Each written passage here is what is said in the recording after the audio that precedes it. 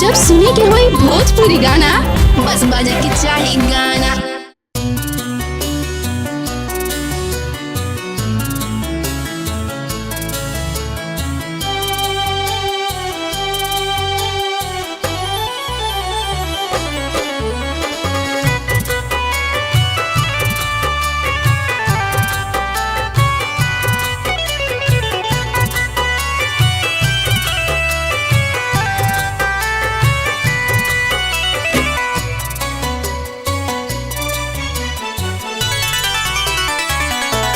तू हमसे प्यार ना करेलू हमहू जानीला हो।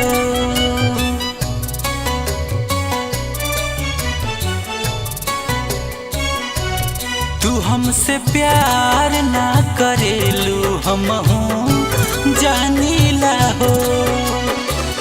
तब जाने अपन तोहके मानीला हो।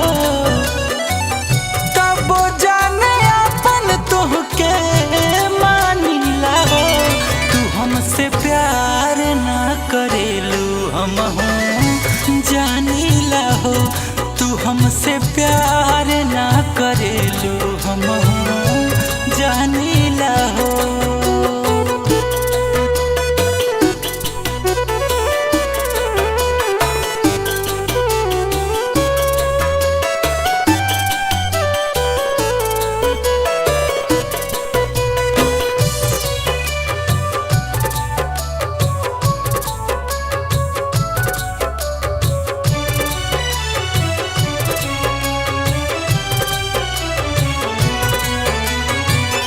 भल नइखे बाकी देहिए परा। मत सुना हमारे अपन दुख सुख का।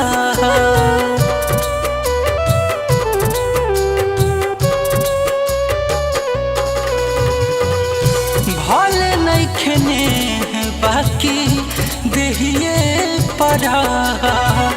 मत सुना हमारे अपन दुख सुख का।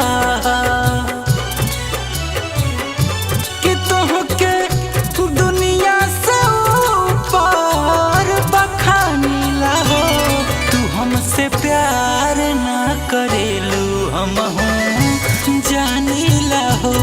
तू हमसे प्यार ना करेलू हमहू जानीला हो।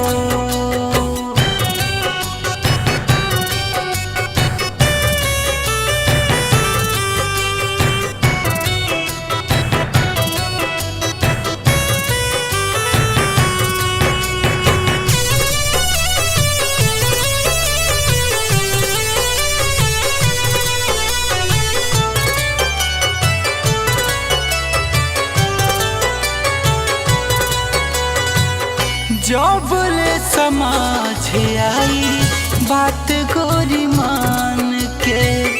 तब ले तखो देबू कुंदन गुंजान के।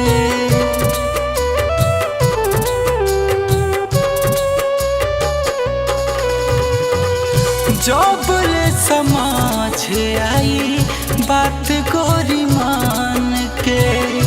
तब ले तखो देबू कुंदन गुंजान के।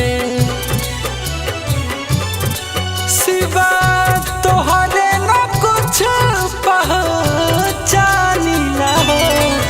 तू प्यार ना करेलू हमहू जानीला हो।